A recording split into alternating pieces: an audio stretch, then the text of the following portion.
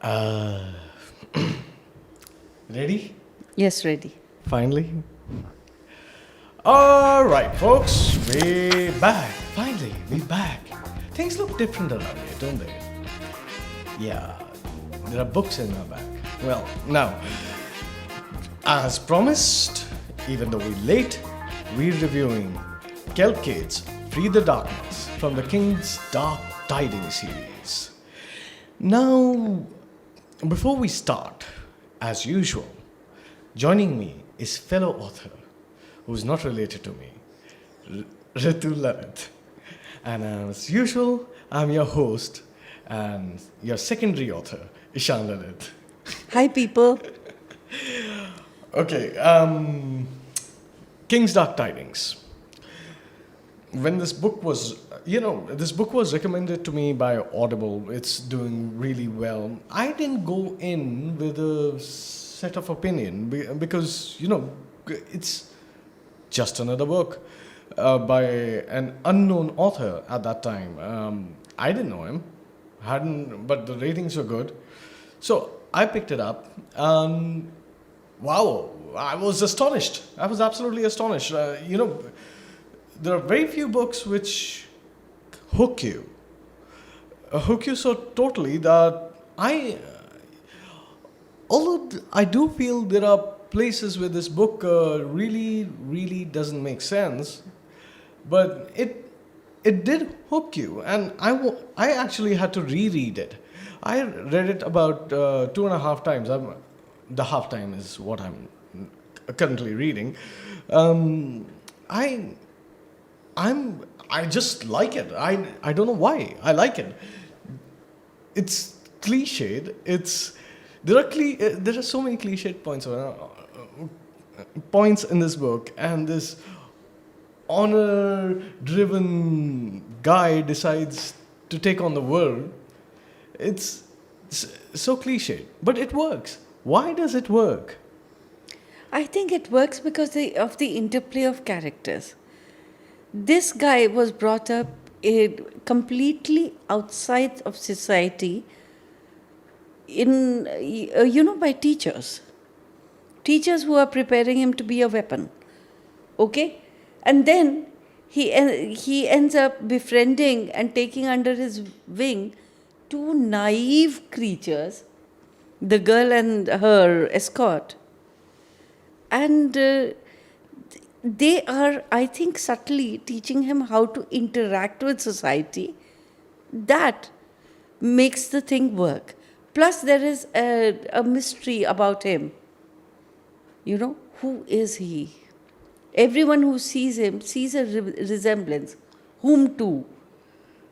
And the fact that he comes into this world and he suddenly decides that he's going to be the underworld lord. Yeah, he takes over the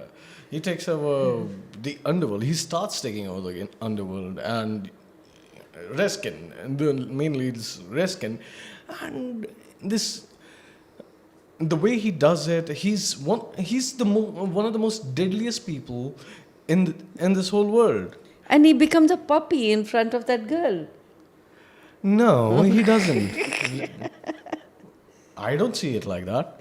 I never saw him becoming a puppy. Okay. Okay, a dangerous dog.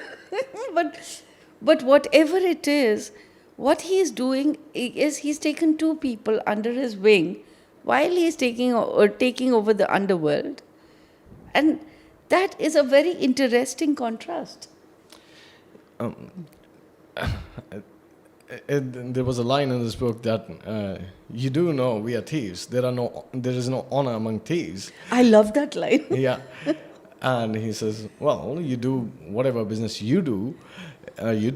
Whatever business you do for me, you do with honor." And that's a major contradiction. And this book actually, for the main lead, actually goes ahead and raises a lot of contradiction. Even one of the characters in this book, one of the masters of thieves guilds, picks up on that. Hey man, what? You want us to kill? You want us to thieve, but with honor. You want us thieves to be spies, but be cautious. And what do you want from us? And that's a good question. What is this guy? Who is this guy? And how is he? And everything he does, his why, where some of the story works for me, because everything he does has 2 or 3 levels to it, and he's manipulating society so well that he does one thing, but he's 3 steps ahead. Yeah, he really thinks it through. And he does not reveal it, and you do not see it coming. It's almost like Ocean's 11. You know, there are so many things happening, but you do not know what's going on, and until it's all mixes and matches, and then you got a wonderful jigsaw puzzle. I have one problem with this book. Oh, it's entertaining. I loved it because it's entertaining. The characters are so much in juxtaposition to each other, especially Reskin and General Marcus. I mean, that interplay, that conflict of characters was amazing. But I have only one problem with Kel Kade's style of writing. He over-explains. I also thought it was overwritten.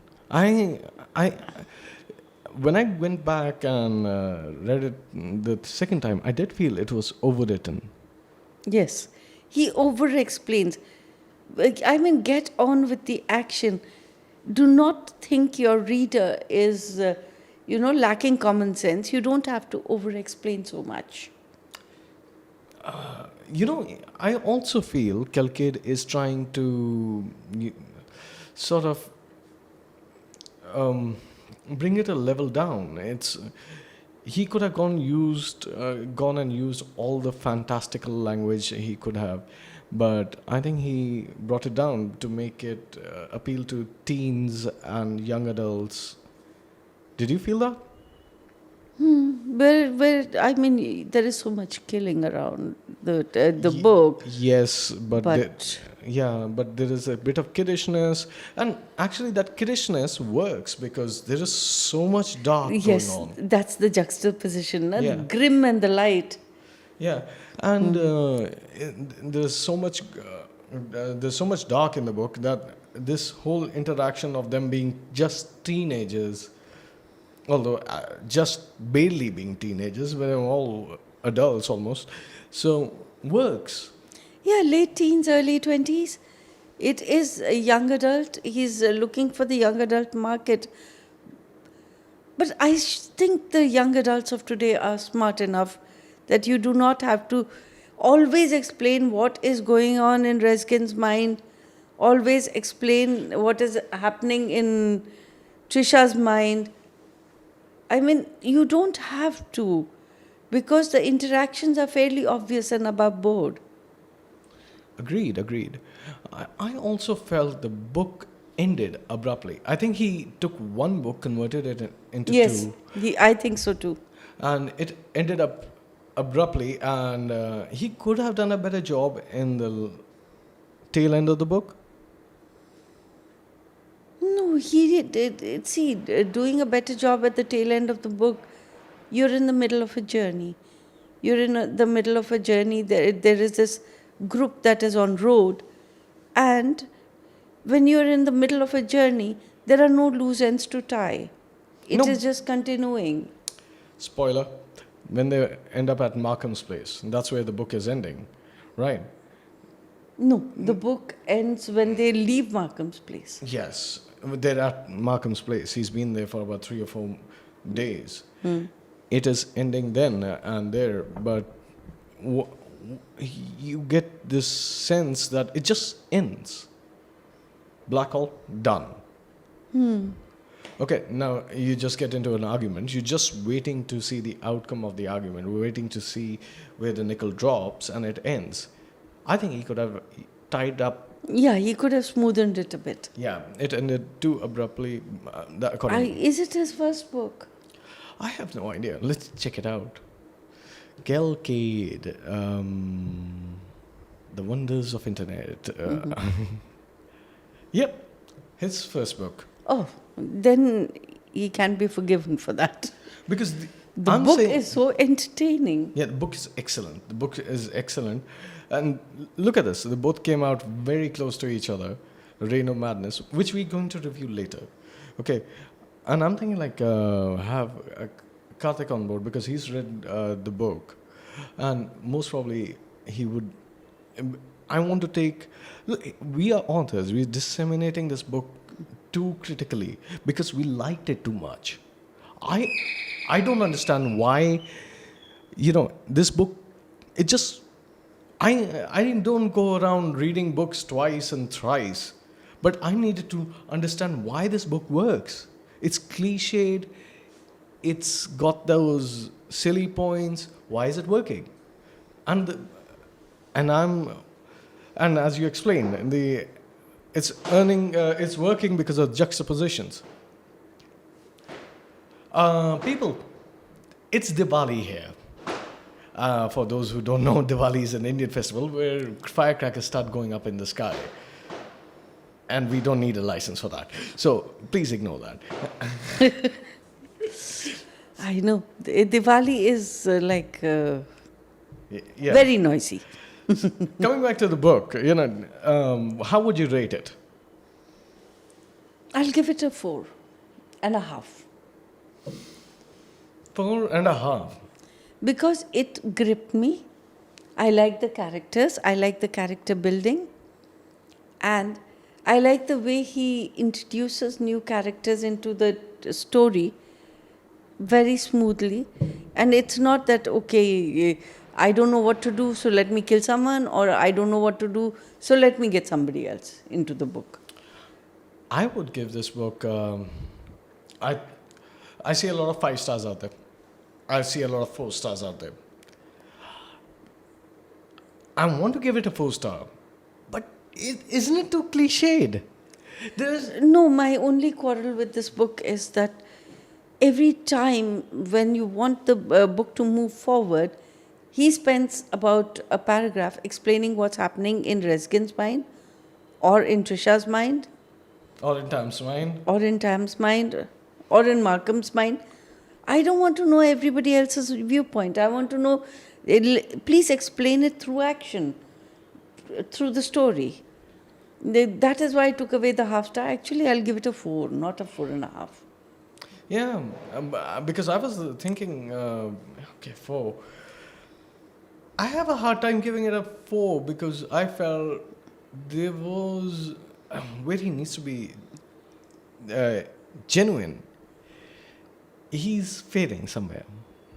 Okay, he's failing. He's going for the tried and tested module. It's like a Nickelback song. We all like it, but we all know that it's no groundbreaking music.